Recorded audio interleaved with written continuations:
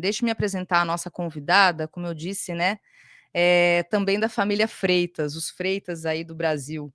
Maitê Freitas, ela é doutoranda em mudança social e participação política, ela é mestre em estudos culturais, jornalista, professora, gestora cultural e curadora. Coordena a editora Oralituras e o projeto Macembas de Ialodês. Atua em diferentes projetos e instituições para o fortalecimento e articulação da memória negra, sobretudo na disseminação do protagonismo das mulheres negras na cultura e sociedade. Devidamente apresentada, Maitê Freitas, boa noite para você. Seja bem-vinda aqui ao Farol Brasil, à Cultura Brasileira. Muito obrigada por atender o meu convite e vir aqui conversar um pouco conosco de você, dos seus projetos, da sua atuação. Oi, Thalita. Ai, se a gente chamar de Thalita. Deixa eu fazer um pequeno detalhe. Maitê Freitas é minha grande amiga de longa data. Ela também é mãe da Lua, minha gata, que às vezes eu mostro aqui para nossa audiência, e é pela transparência aqui, né, que a gente tem, o papo reto que eu tenho com a audiência que nós temos. Então, apresento Maitê, essa, enfim, né, grande profissional de múltiplas áreas, mas também minha grande amiga, a quem eu tenho muita admiração. E sim, me chama de pode me chamar de Tá, não tem problema não. Então tá bom. Boa noite a todas as pessoas que estão aqui ouvindo. Eu estava ouvindo o finalzinho do Renato e, de fato, ele é um grande nome, né, para ser um sucessor aí. Mas a Grande gente sabe nome. que entre a direita e a esquerda, quem é preto continua sendo preto. Já nos lembrou Sueli Carneiro disso, né? Então acho uma pena que o PT não consiga enxergar ou não queira assumir, né? Ele como esse grande nome para a política nacional. Pois é lamentável isso, e a gente sempre endossa essa questão, que para além justamente, né, dele ser um homem negro e ele ter a vivência que tem, ele é um grande parlamentar, um grande militante, e tem, assim, uma larga experiência, e como eu defendo, sabe, Maitê, sei lá, né, na minha avaliação, o Renato Freitas é aquele que devia estar debaixo da asa do Lula, e junto com ele, e ele sendo apresentado como aquele que viria a ser, né, aqui dentro da minha visão, pelo menos o futuro do partido e o futuro dessa liderança de esquerda para o país, né, construir, sabe, pavimentar uma estrada para ele vir a ser um candidato para o Senado Federal, por exemplo, e aí, a partir disso, construir realmente aí uma candidatura para vir a ser um futuro presidente do país. É isso que a gente defende, sabe, assim, a gente fala sobre isso sempre, Eu mas já te ouço falar disso já faz bastante tempo. Pois é. Eu te ouvi falar disso em muitos contextos. Pois é. Mas Aliás, vejamos, né, quais vai ser as cenas dos próximos capítulos aí, que essa sala de roteiro tá escrevendo para 2026. pois é. Aliás, Maitê, eu ia entrar aqui para falar um pouco, né, de todos os seus trabalhos, os vários projetos que você desenvolve, mas eu vou inverter um pouco aqui, porque eu ia deixar essa pergunta para o final, mas pegando um gancho na sua fala, a gente tem, inclusive, um tema que está colocado aí, dado as últimas notícias do Supremo, uma campanha defendida, enfim, né, por vários movimentos e várias articulações para que o presidente Lula venha a indicar uma ministra mulher e uma ministra mulher negra para o Supremo, né, para ocupar essa cadeira. E se você quiser e puder, queria muito te ouvir a importância disso, né, assim, em termos de representatividade, porque a gente sabe que tem algumas avaliações que diz que isso é identitarismo, que não basta apenas ser mulher, não basta apenas ser mulher negra, embora isso seja, digamos, o óbvio, mas acho que talvez a gente tenha que tratar de algumas obviedades às vezes. E a partir, né, do que você acompanha assim, né, um pouco desse debate, um pouco também do que você ouve e estuda, como é que você está avaliando essa questão da importância deste momento, né, a gente poder ter essa indicação de uma mulher negra para o STF? Nossa, a gente começou bem, né? Nem esquentou. Não, por isso que eu já disse, se você quiser comentar disso, senão a gente já embarca na tua área, que é da área da cultura, mais Ai, especificamente. eu tô acompanhando alguns movimentos que são movimentos que eu já tenho uma proximidade, né, que vem trazendo, que levanta essa bandeira sobre uma ministra negra na STF desde quando, das duas últimas oportunidades que tivemos, né, em que o presidente indicou o Zanin, depois indicou o Flávio Dino. Isso é uma pauta que já é recorrente dentro do movimento negro e, sobretudo, do movimento de mulheres negras. Vamos chamar de identitarismo, mas assim, uma política feita, uma justiça onde todos os juízes, ou se não todos, a maioria é composta por homens brancos, uma mulher branca e um ministro pardo, mas em especial uma maioria branca também é identitária, né? Tem uma identidade. Então, o que eu entendo que está sendo posto em pauta é que para a gente ter um exercício de um país que se diz querer defender, de um governo que se diz querer defender a democracia e o futuro democrático, isso precisa estar espelhado em todas as instâncias. Então, que seja um espelhamento. Se mulheres negras é a maioria, de acordo com o censo, é a maioria no Brasil, então a gente precisa sim ter uma mulher negra ali no STF. Então, eu acredito que este é o grande ponto, né, de ter uma justiça que ela segue reproduzindo um sistema muito pautado numa hierarquia colonial ainda, e que a gente precisa realmente romper com isso. Se vamos conseguir, eu não sei, mas eu sempre acho muito positivo, né, o quanto que os movimentos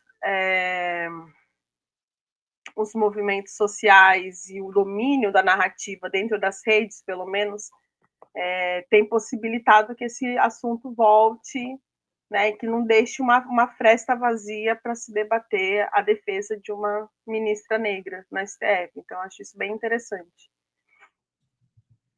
Muito bom, concordo contigo.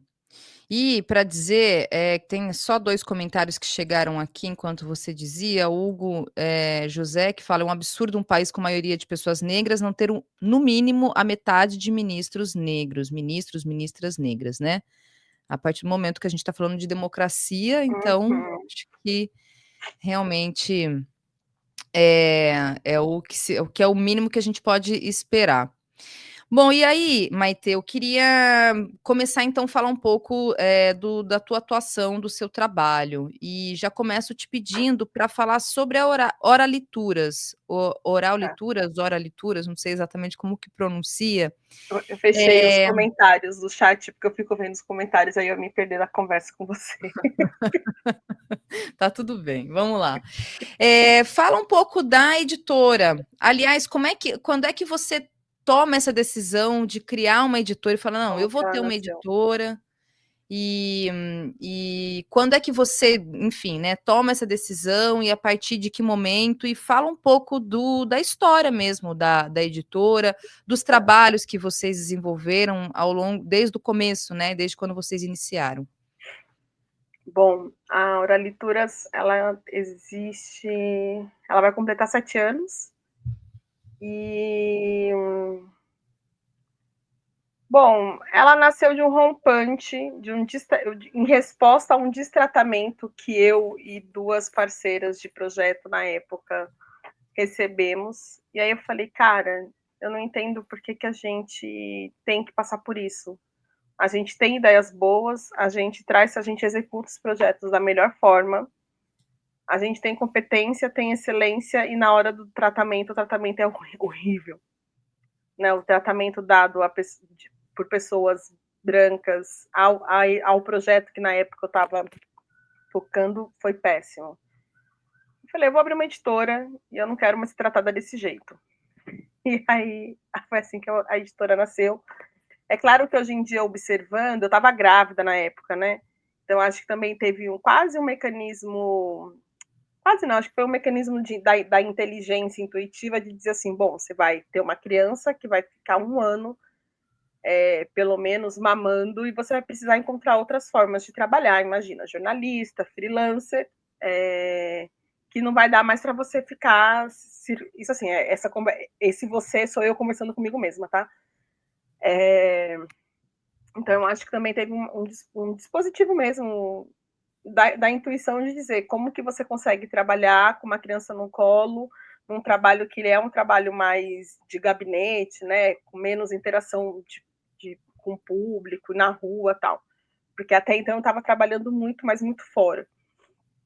Então a editora, ela tem exatamente a idade da minha filha, assim. E ela surge, acho que, como uma resposta à raiva, né, do destratamento, acho que também surge como uma necessidade de sobrevivência, de ter que encontrar um nicho de trabalho quando você é mãe e tudo mais, mas também surge como uma urgência, né, de encontrar, de possibilitar que narrativas, que a produção literária, tanto de mulheres negras quanto do movimento negro, pudesse receber um tratamento editorial, se não 100%, 90% feito por pessoas negras, assim, né? A maioria das pessoas, acho que até hoje, em todos os projetos de oralitura, só trabalhamos com mulheres. E é isso, assim, então a gente tem tido... Mentira. Aí recentemente, a gente publicou um livro que é do Alex Hatz, que foi o nosso primeiro autor, e tem alguns livros que tem, no caso desse livro do Movimento Samba, que você acabou de mostrar, tem textos de homens também.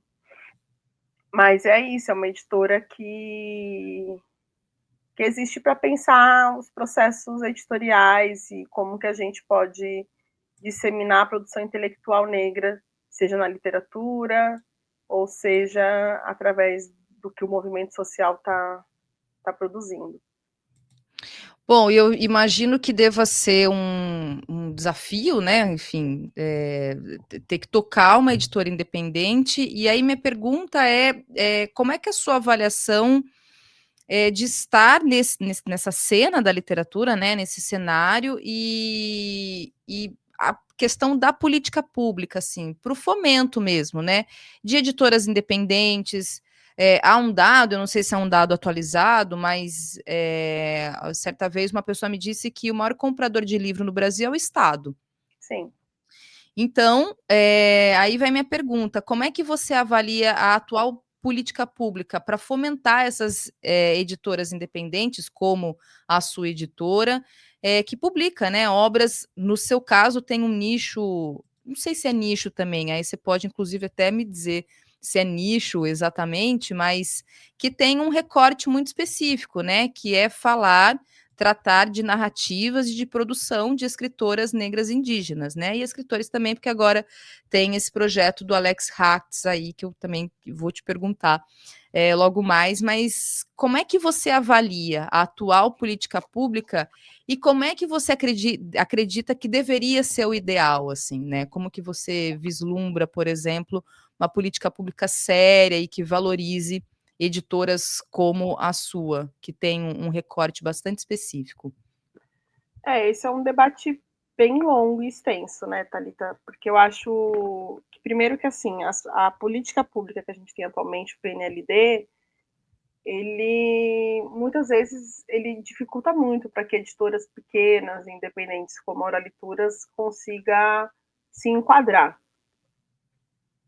Isso isso há uma dificuldade de enquadramento. E eu acho que há uma dificuldade de entender o que seria uma política pública para editoras e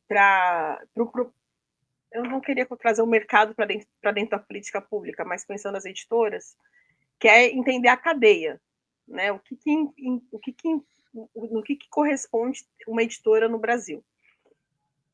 As editoras grandes, elas têm um grande domínio, né, sobre o PNLD, sobre cada camada, sobre como um livro é editado desde o início e pensado para estar dentro do PNLD. Eu estou agora, em breve, ano que vem, eu vou lançar um livro com uma editora grande, um livro meu, autoral como editora grande, e eu fico chocada, assim, que o livro já nasceu, eu escrevi o texto, e assim que o texto foi aprovado, eu assinei o contrato, eles já começaram a falar em PNLD, eu falei, gente, na oralitura é o caminho completamente oposto, assim, é tipo, que livro que você quer, que livro que você pensa, para quem que é esse livro, então tem um espaço de pragmatismo versus criação, que as editoras grandes têm um grande domínio e compromisso com o pragmatismo, que é precisa enquadrar, precisa aprovar, precisa passar no PNLD, e que as editoras, como a Oralitura, está querendo a criatividade, está querendo a liberdade criativa.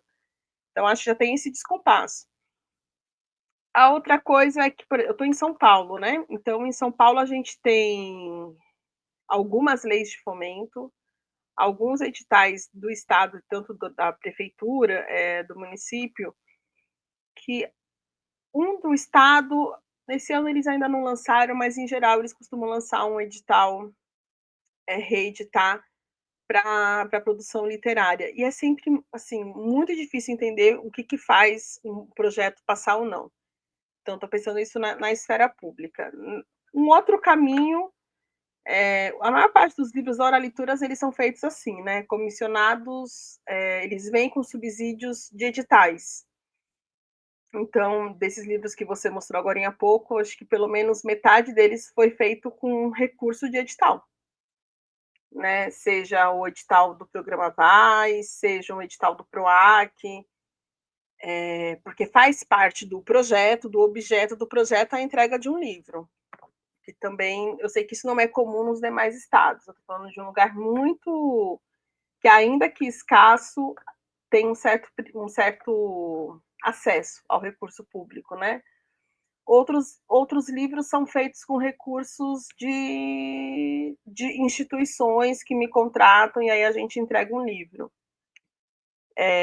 Eu acho que o mercado editorial para editoras independentes ele é muito ruim, ele é muito cruel, ele é muito desigual, ele reproduz a desigualdade, ele reproduz os privilégios, a meritocracia, a hereditariedade, que a gente vê pautando todos os outros campos da sociedade, assim, né? Então, é difícil, acho que é uma editora que às vezes as pessoas vislumbram ela grande, como ela muito grande, enfim, mas ela é muito pequena, ela, na verdade, é uma editora concentrada em mim, que a partir de mim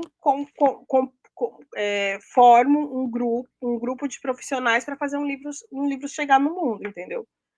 É mais ou menos assim que a gente trabalha, né? E não há uma venda grande de livros. É muito louco, assim, é um descompasso muito grande, porque livros que são em potencial antirracista, né? Que é a palavra da moda, que é a palavra que está fazendo muitas editoras grandes lucrar com autores negros, isso não reflete a maioria das editoras negras, das editoras pequenas, não reflete na realidade dessas editoras independentes, assim. É muito esquisito, assim, é um descompasso absurdo. Agora, tem uma parte da tua fala que você disse que o enquadramento, enfim, para entrar no parâmetro do PLD, né? É isso? Isso, Que PNLD. PNLD. Que parâmetro é esse? Assim, o que é estar enquadrado para poder estar no plano e o que não é enquadrado? Olha, eu li há muito tempo o edital e eu não vou saber te dizer como que foi do último, tá? Mas o que tem uma coisa do formato do livro, do tipo de letra, do tipo de projeto visual que você coloca dentro do livro, que você configura o seu livro. Que eu entendo que são parâmetros, que na verdade, no final das contas, é tentar baratear ao máximo um projeto de livro para que ele possa ser impresso em larga escala. É sobre isso que a gente está falando, né? Não tem a ver com conteúdos que são. Não é sobre conteúdo, é sobre a forma, né? Porque o conteúdo ele é muito relevante, sim, para essa política nacional de livros, né? Ela é relevante, tanto que tem uma comissão que vai ler o livro, tem uma comissão que as editoras criam, que vai criar uma espécie de fortuna crítica do livro, como que o livro pode ser, que vai argumentar por que aquele livro pode ser adotado por uma escola. Então, assim, existe uma preocupação grande pelos livros que chegam nas escolas, e uma responsabilidade. E aí eu entendo também que as editoras grandes, elas conseguem ter esse conselho de pessoas que vão escrever sobre os livros, por que esses livros vão ser adotados pelas escolas, qual que é a importância desse livro. E tudo isso é recurso, né? São pessoas, são profissionais, é recurso financeiro, tempo. Então, eu sei que isso é um ponto. Outro ponto também é uma coisa do formato livro, né? Que os livros tenham uma cara, tenham um jeito para que eles possam ser baratos e serem impressos para chegar no Brasil inteiro. E muitas vezes eu fui me dar conta disso mesmo, assim, entender que isso era um jeito de pensar editorialmente com esse livro que vou lançar ano que vem, com outra editora. Que aí eu fiz assim, gente, então pera, não é que o livro ele sai e depois ele vai ser pensado para o PNLD, não, ele já vai ser pensado no momento em que ele é aprovado, em que o texto é aprovado, e tudo que vai acontecer com esse livro vai ser pensado para ele chegar nas escolas, o que é muito legal, que é uma grande expertise. Né? Não estou aqui criticando, não. Eu acho que é uma grande expertise que editoras menores não vão ter, assim, logo de cara, não foi o meu caso, ou não colocam isso como um primeiro plano. Né? Então, até agora, nos projetos Oralituras, isso não foi um primeiro plano. O primeiro plano é garantir um livro bonito, é garantir um livro bem cuidado, um livro bem apresentado e tudo mais. Mas é uma grande provocação, na real, né? Acho que eu fico provocada quando eu penso no PNLD. Muito bom, mas acaba sendo uma experiência, né? Justamente como você disse. E aí, queria aproveitar para que você pudesse comentar desse. Eu não sei se é o último projeto da Oralituras, que é o livro do Alex Hatt, é o mais recente, né? O Lugares e Rotas de Beatriz Nascimento. Fala um pouco dele. Você lançou aqui no Rio, lançou em São Luís também. Comenta um pouco desse projeto, que é um livro que está aí recém-lançado. Eu não li ele ainda, tá? Então, assim... Você vai ler em um final de semana. Esse livro ele é um livro muito bem escrito. Então, assim, esse livro é a biografia da Beatriz Nascimento. Foi escrito pelo Alex no começo dos anos 2000. E aí ele teve uma edição, ele teve uma tiragem e ficou esgotado por quase 18 anos. 18? Quase 20. Pouco mais de 18 anos. E aí, há 2 anos atrás, o Alex me escreveu e falou: olha, eu quero reeditar e eu gostaria que fosse cuidado por você. Você topa? Falei, topo sim, claro. É um livro sobre a Beatriz Nascimento. Quem que vai dizer não? Escrito pelo Alex Hatz, que é um outro cara que é fenomenal, né? E aí a gente começou o projeto, o Alex fez uma revisão no conteúdo, então ele é praticamente um livro, assim, bem diferente da primeira edição, porque tem capítulos novos e tem uma revisão no texto, na pesquisa que o Alex faz sobre a Beatriz, sobre os lugares por onde a Beatriz passou e tudo mais, que está muito atualizado. E aí a gente lançou em julho desse ano, ele é feito em parceria com a Fundação Rosa Luxemburgo, que é uma fundação alemã, que tem sede no Brasil, em alguns países, e aqui no Brasil a sede fica em São Paulo. E a fundação, através da Cris Gomes, é uma grande parceira assim, para Oralituras, então boa parte dos livros, nesse site que você está mostrando, não tem todos os livros que a gente faz com a fundação, porque aí só estão os livros que são vendidos, né? Mas a gente produz muitos livros em parceria com a fundação, e são livros de distribuição gratuita, são livros que é possível de baixar e fazer o download, enfim. E aí a fundação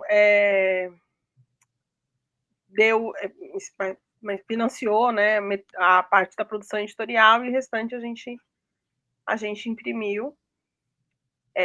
E aí, enfim, a gente vai fazer um lançamento provavelmente em novembro em Salvador, e deve ter lançamento em Brasília, não sei se esse ano ainda, porque a gente tem que dividir muitos pratos, né? Tem que ficar equilibrando os pratos. O Alex é professor universitário, final de ano, enfim. Então a gente está vendo Uhum. como que a gente ainda consegue fazer alguns lançamentos esse ano, porque assim que o livro foi lançado em São Paulo, ele teve uma carreira bem extensa, assim, de grandes lançamentos. Rio, Paraty, São Luís, acho que foi isso. Aí o Alex lançou semana passada, retrasado em Fortaleza. Então, assim, é um livro que tem um boom, mas a gente também tenta equilibrar com a vida, né? Porque é isso, eu não cuido só da Oralituras, né? Para eu conseguir cuidar da Oralituras, eu tenho que trabalhar com outras coisas para fazer, eu tenho que fazer outras coisas. E assim também é com os autores, com as autoras, e assim também é com as próprias instituições que são parceiras, assim. Então é isso, assim, é um livro que está super. Eu sou muito suspeita para falar dos livros da Oralitura. Assim, é igual mãe falar de filho, assim, eu falo, ai, gente, é lindo, bonito, bem cuidado. Mas esse livro em especial, eu acho que ele tem um. O Alex, ele é um grande pesquisador sobre a obra da Beatriz, né? E se a gente conhece Beatriz Nascimento, ele é um dos grandes responsáveis por isso.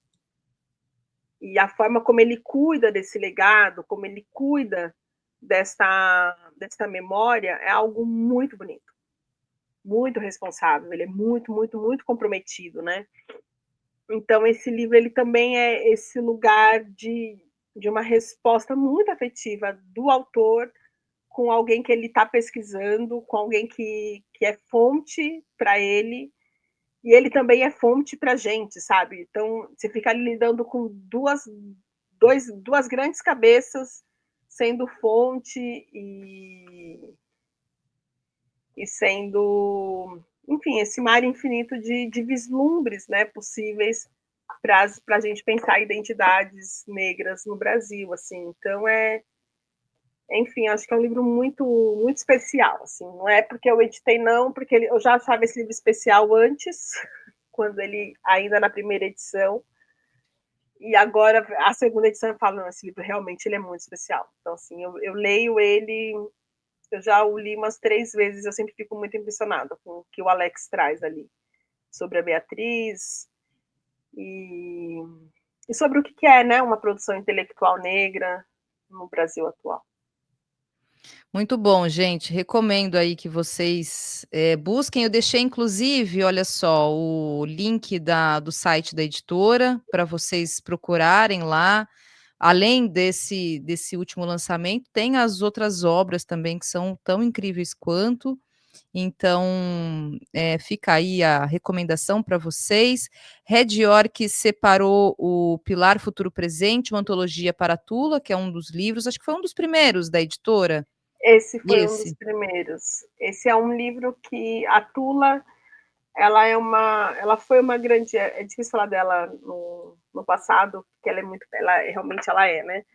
Mas quem a conheceu sabe que ela é uma grande força, ela foi uma grande força, uma poetisa que levou eroticidade para os saraus, para os slams, uma grande artista, uma grande pensadora do território aqui da Zona Sul de São Paulo. E ela faleceu, assim, né? Teve uma vida de um jeito, se despediu de um jeito muito rápido. E aí e ela era muito, e ela fazia parte do Sarau do Binho, que é um grupo importante de cultura e literatura aqui da Zona Sul de São Paulo também, ali do Campo Limpo. Campo Limpo, Tabuão, ali na fronteira.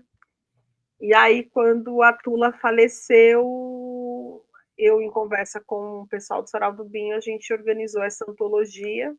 Então, teve uma primeira edição, que foi uma tiragem curta, para dar conta de lidar com uma homenagem que ia acontecer, que foi muito em seguida a passagem dela, e aí depois a gente reeditou, refez todo o projeto, com a participação dos filhos dela, o Pedro, a Samanta e a Dandara. Então, eles ajudaram a gente, Sarau do Binho, isso mesmo.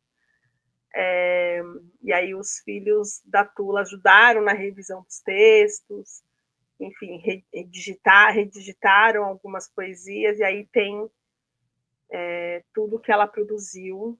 ou pelo menos tudo que a gente conseguiu reunir com a ajuda dos filhos, está nessa antologia. Assim, é uma antologia bem especial, e aí no final da antologia tem algumas cartas em homenagem a tudo. Muito bom. Aqui também, olha só, eu diz: "O fim da editora Peabiru mostra como o mercado editorial é cruel com as editoras independentes". É. É E também cruel, e aí não é só o mercado, né? É tudo que envolve o mercado, é como você divulga, é a divulgação, é a própria logística, distribuidor, enfim, amiga, assim, daria para a gente ficar aqui fazendo o backstage, o bastidor de uma editora independente, independente. abrir planilha e dizer quanto que se perde, o que se ganha, quanto que fica para o autor, quanto que fica para a editora, e enfim, é um assunto infinito, e eu acho que, e é triste porque é algo que é muito estrutural, né? Não é excepcionalidade, não é só oralituras, não, acho que a maior 90% das editoras independentes passam por isso. O que significa participar de eventos literários, quanto que custa para as editoras, né? Enfim, é uma loucura. E aí, olha só, a Cristine diz traz uma outra informação: os conglomerados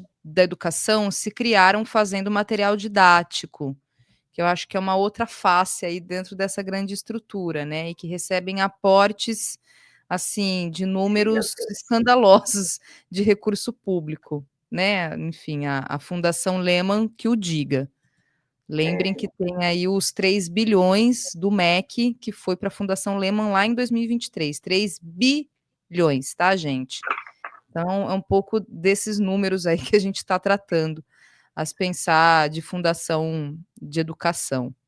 E aí, Maitê, O que seria justo, né? Eu acho que seria muito interessante criar uma política de elaboração de material didático, por exemplo, onde as editoras pudessem propor, né, o conteúdo. afinal de contas, a expertise está nas editoras, né? Que Né, faz onde um as trabalho editoras de pesquisa. conseguissem fazer uma curadoria. E a gente fez um material didático para a Uneafro, uma apostila. Cara, é a apostila dos sonhos, a apostila de cursinho para universitário. Assim, é a apostila dos sonhos de qualquer pessoa que, que queira estudar, assim, e foi um projeto super lindo, né? Que a gente ainda desenvolveu um planner de estudos para o jovem poder não só ficar com a apostila, uma apostila gigante, grande, assim, tipo umas 1000 páginas, um negócio enorme, e ainda tem um plano de estudo para a pessoa poder estudar com algum tipo de organização e até se divertindo um pouco, né? Porque às vezes quando a gente vai se organizar ali para estudar, a gente consegue se divertir. Uhum. Então, é isso. É um dinheiro que ele vai para determinados públicos, ele segue na mão das mesmas famílias, dos mesmos grupos. É uma bolha quase impossível de você furar. E alguém perguntou se eu sou de São Paulo. Eu sou de São Paulo. Então, Isso, exatamente. Até separei aqui. Sim, Maitê é de São Paulo. sou E o cria da Pedro, Zona Sul. isso. E o Pedro é o mesmo que está dizendo aqui, olha só, é um elogio que não é para mim, na verdade. É um pouco também, vai, mas acho que é mais para os nossos convidados. Diz ele, a seleção dos entrevistados do Cultura está cada vez melhor. É Amiga, é isso, para Pedro. você, né? Porque é você que seleciona. Mas é que os meus convidados todos aqui realmente são muito bons. E aqui a gente tem essa audiência, viu, Maitê? Conrado Sotero dizendo que dupla. Boa Vou nem noite, comentar. Conrado. Boa noite, comadre. Amiga, vamos fazer já papo de comadre. Vamos seguir. Aliás, deixa eu então vou aproveitar aqui que é isso, né? Como muitos dos artistas e fazedores de cultura desse país, Maitê é mais uma que não faz apenas uma única coisa, pelo contrário, são muitos os projetos aí, as frentes de trabalho. E uma outra que eu queria muito te ouvir, Maitê, é o Macembas de Alodês. Se você, inclusive, eu acho que Macembas de Alodês para o senso comum, acredito que as pessoas nem saibam o significado, até se puder Bom, explicar. E também falar do projeto, né, como um todo, o que que é uma Sembas de Alodês, o que que vocês apresentam aí e produzem para o mundo. certo. Então, Macembas significa encontro. é uma das palavras da onde deriva samba, né? E alodês são as mulheres, as grandes mães, as grandes sacerdotisas, né, em Yorubá.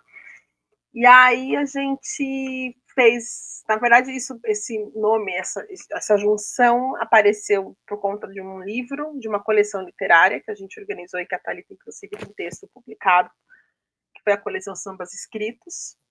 E um dos livros era um livro que só reunia textos para pensar as mulheres no samba. E a gente não tinha um nome para dar, a gente precisava de um nome para esse volume. Eu falei, vamos colocar umas sambas de alodês, acho que tem uma sonoridade e é isso aí. E aí deu certo, o nome deu bom. E aí a gente entendeu que o Macembas ele poderia reunir um formato ele podia juntar um formato que a gente vinha fazendo no esse projeto de samba, que é o Samba Sampa, que é uma plataforma, e que, enfim, ele era essa reunião, ele podia concentrar ali e deixar escoar um formato que a gente fazia, que era no formato Sambas Conversações, que são intervenções musicais e de debate em rodas de samba, mas no caso o Macembas é a nossa roda de samba, é onde o nosso samba acontece, onde a nossa conversa vai acontecer. E de uns anos para cá o Macembas passou a ser um lugar onde a gente celebra o legado de mulheres negras. Né? Então a gente reúne a gente faz uma conjunção astral de várias instrumentistas e cantoras para celebrar o legado de alguém. E junto com essas cantoras, com essas instrumentistas, vem pessoas que estão produzindo e também articulando o pensamento crítico, né, para dialogar sobre a sociedade brasileira, tendo o samba como esse espaço não só de experiência sonora, mas também como esse espaço de experiência da própria narrativa, da própria oralidade. O Macemba eu acho que ficou maior do que o próprio Samba Sampa, então hoje em dia não dá mais para falar do Samba Sampa, só dá para falar do Macembas, mas ele nasce desse outro projeto, que era um projeto que eu comecei em 2012, ou 2013, já não me lembro mais, que era para pensar um pouco a importância do samba em São Paulo, né, e pensar assim, é mais uma proposição de criar espaço para que as pessoas que estão pensando sobre possam se encontrar e falar sobre, do que eu ser a grande pensadora sobre o samba de São Paulo. Não é isso. Eu acho que eu sou uma pessoa que cria espaços, cria dispositivos para que diálogos e reflexões aconteçam. Então, é assim com as sambas, foi assim durante muito tempo com o Samba Sampa, e é assim com as leituras também. Né? Não é sobre eu produzir algo, mas é sobre eu propor o encontro. E aí, enfim, e aí esse projeto ele foi encontrando parcerias, né? Então ele teve uma parceria com a Uguês Educação, e aí gerou um jogo, que é o Gira Samba, tem livro publicado, tem vídeo, enfim, e aí a gente vai encontrando jeitos de fazer a roda girar. Eu ia te perguntar até do Samba Sampa, né? Ele que é um projeto que ele é anterior ao Macembas. Acho que você até iniciou talvez um pouco a resposta dessa minha pergunta, porque eu ia te perguntar sobre se você consegue fazer um balanço um pouco, né, dos frutos que renderam a partir do Samba Sampa. E também você já disse um pouco do coleção Sambas Inscritos, né? Tá aqui, são 4 livros, viu, gente? Aliás, queria saber até se ele ainda está disponível, se está disponível para venda. Não, ele está esgotadíssimo. Olha, gente, é muito massa, tá? Muito legal. Inclusive, eu tenho um texto num desses livros. Desculpa aqui pela autorreferência, mas são 4 livros, o Desde que o Samba é Sampa, o Macembas de Aludez, Vozes Femininas em Roda, o Samba em Primeira Pessoa, de sambas e de O sambas. Sambas e de Sembas. E aí, Maitê, é isso. Queria muito te ouvir, assim, né? Se você faz um balanço, né, desse projeto que nasce e vira uma Sembas, me parece, é um pouco do que você Isso. disse. E o Eu samba.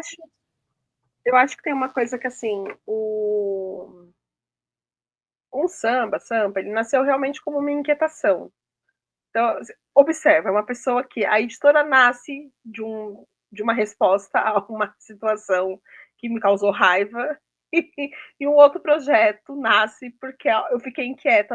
Eu olhei para uma roda de samba um dia e falei, cara, tem coisa acontecendo aqui, e tem algo que acontece que só acontece porque é no samba, algo que só acontece porque é muito ancestral, isso aqui, né? E é inclusivo, é diverso, é democrático.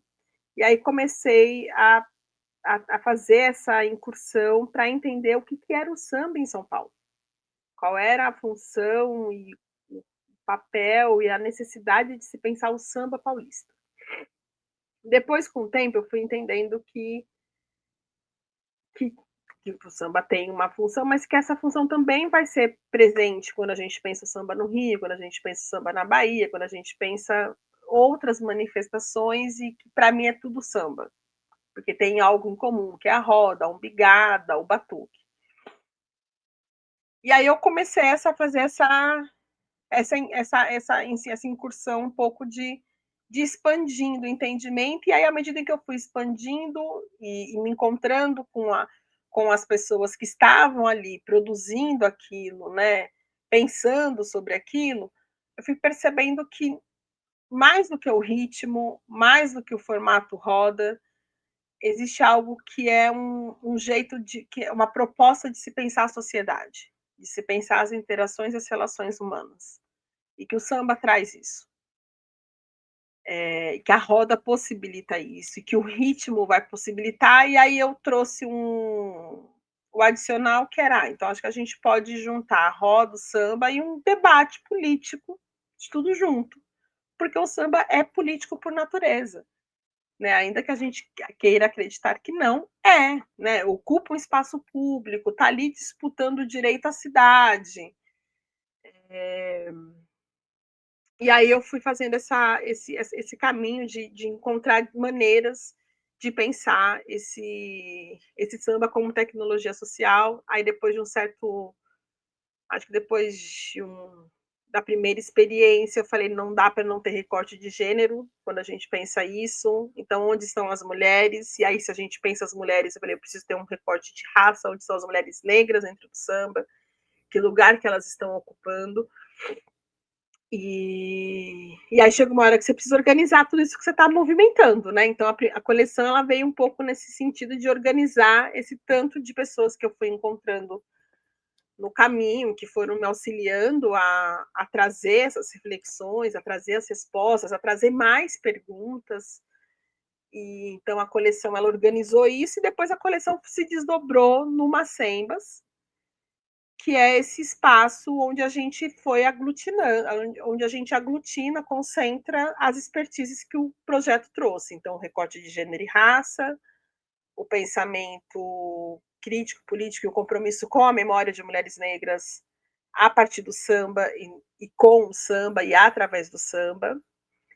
E o samba como essa multilinguagem que pode virar um jogo, que pode virar um livro, que pode virar um encontro, que pode virar o que a gente quiser.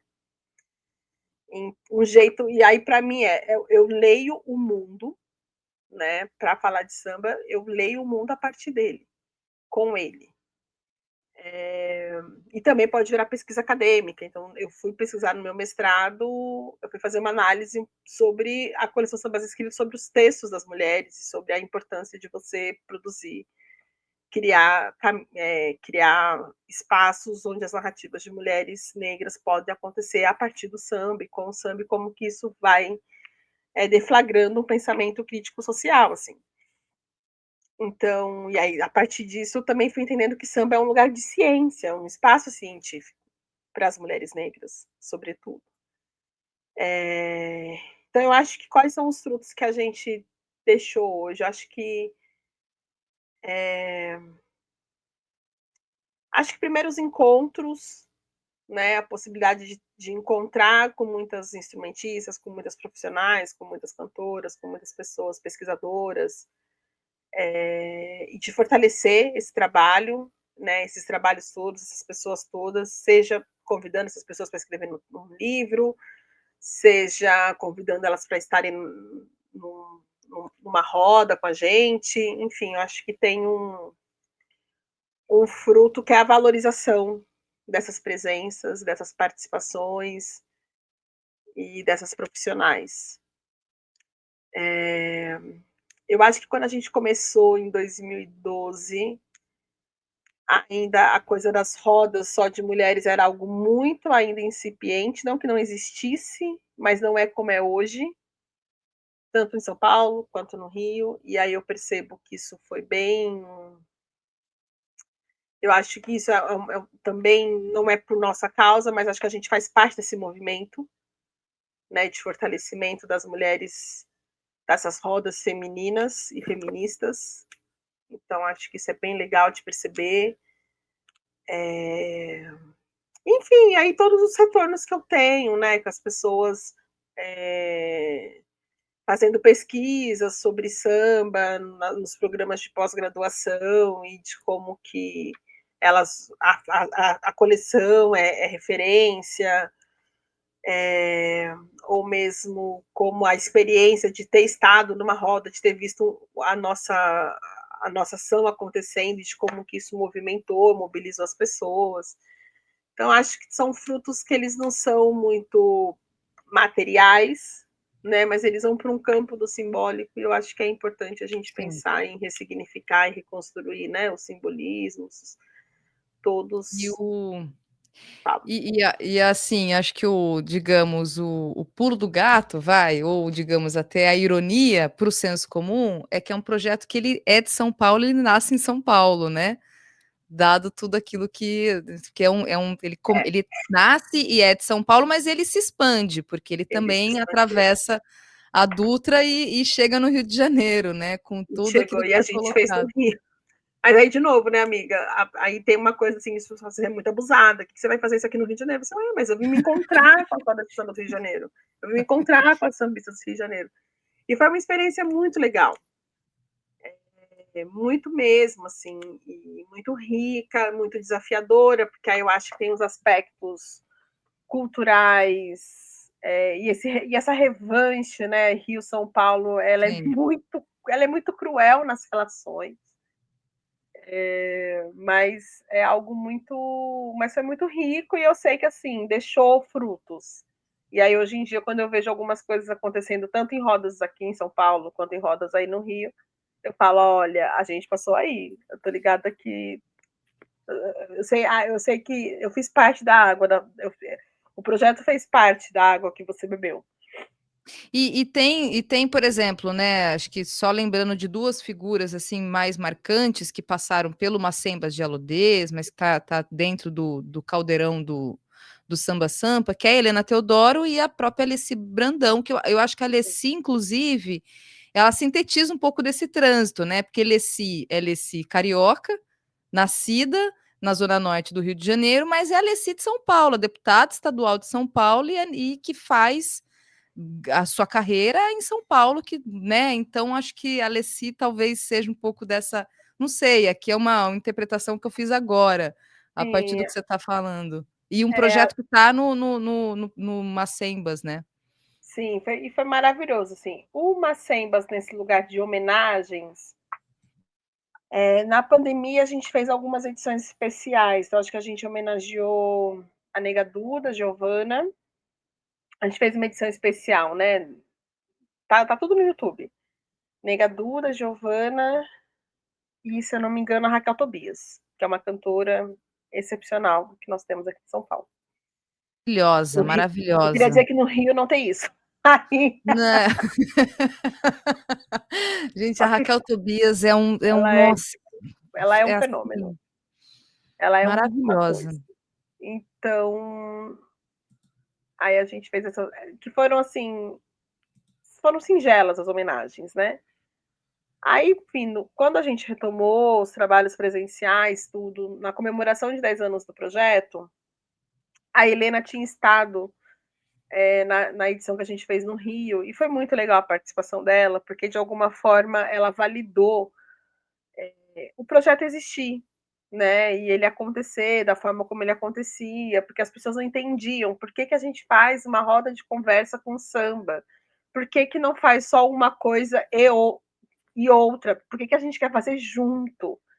A Helena falou, porque é assim, sempre foi assim, né? A gente separou assuntos complexos e difíceis do samba, mas o samba era esse espaço para assuntos complexos e difíceis. E então ela deu ali de alguma forma, quando ela trouxe isso, um lugar de amadrinhamento, né? E aí quando a gente completou 10 anos, veio uma intuição muito forte de que aí tinha que celebrar a Helena. E aí, sim, enfim, escrevi o projeto, conversei com a Rita Teles, que é uma grande parceira, assim, para essas ideias mirabolantes que tenho, e é bom porque eu tenho uma ideia mirabolante, ela vem com outra, e aí a gente faz 3 ideias mirabolantes. E aí a gente fez essa homenagem para Helena, que foi muito bonita, e foi muito importante aqui em São Paulo. E aí, em seguida, a Helena falou: olha, mas eu acho que vocês precisam homenagear a Alessi Brandão.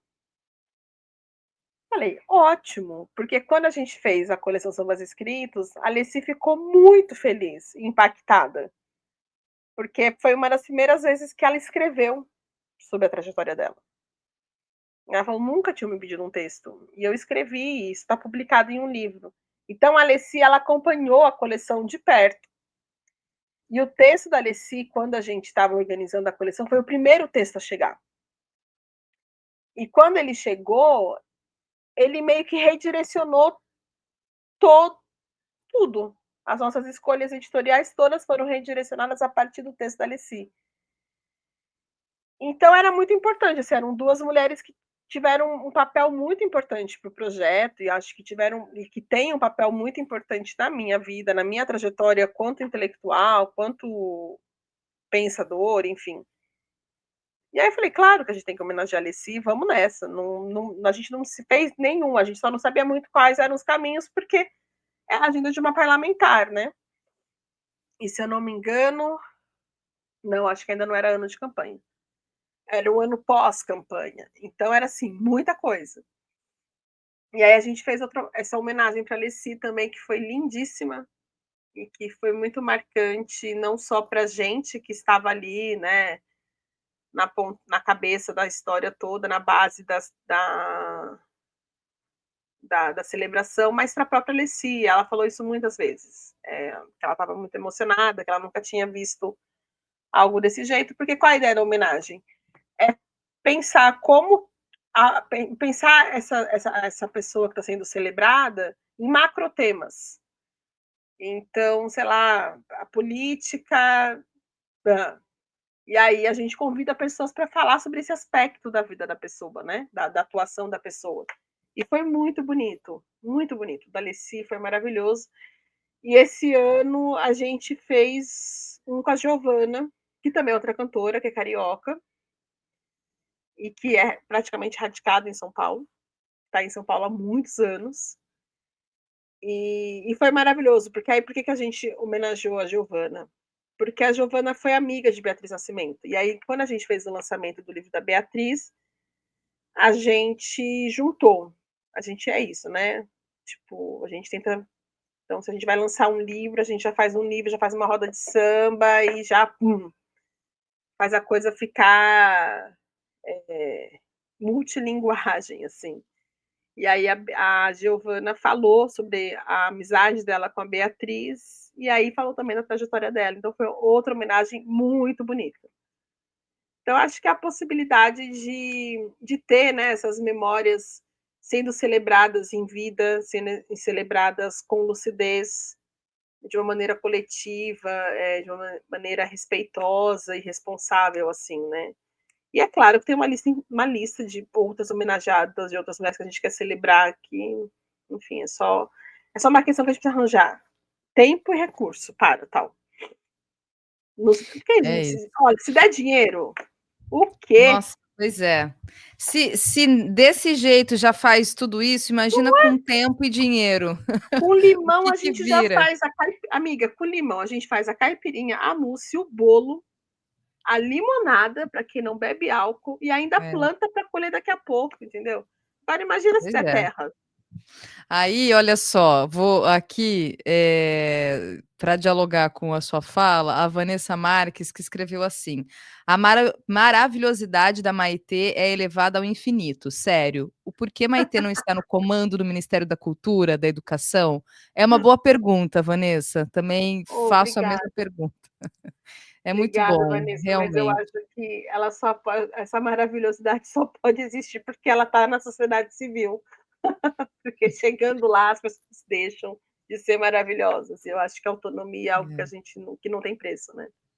Agora deixa eu te perguntar, o texto da Alessi que você falou é a que tá no é o texto que está no livro, o Isso, Massembas, o Sambas e é o que Dissembas. é o primeiro texto do Sambas e Dissembas ou é o último? É o É o que último, fecha o porque o livro. primeiro é o do Ney Lopes, né? Nosso samba é raiz, é pagode, é resistência. E o primeiro eu acho que é do Ney. Deixa eu confirmar Isso. aqui. Eu acho que é isso mesmo. Deixa eu aproveitar, inclusive. Mas, amiga, é sacanagem ficar falando da coleção, porque não tem mais para comprar, É senão eu podia verdade. continuar. É verdade, gente. Vou deixar vocês todos com vontade, porque assim, é uma baita coleção de livros. É Incrível, assim. bonito. Muito bonito mesmo. Mas existe uma possibilidade de voltar para ser vendido? Por hora, nada, nenhum sinal disso. Alguém falou: o preço está bom, o ruim é o frete. Mas o frete é o que os Correios cobram, gente. Esse é o valor dos Ah, eu acho Correios. que mas eu acho que é de algum outro livro. Se estão falando dos livros Eles da estão Namitura, saibam disso. Os livros não são caros, mas o frete, o envio costuma ser. É complicado.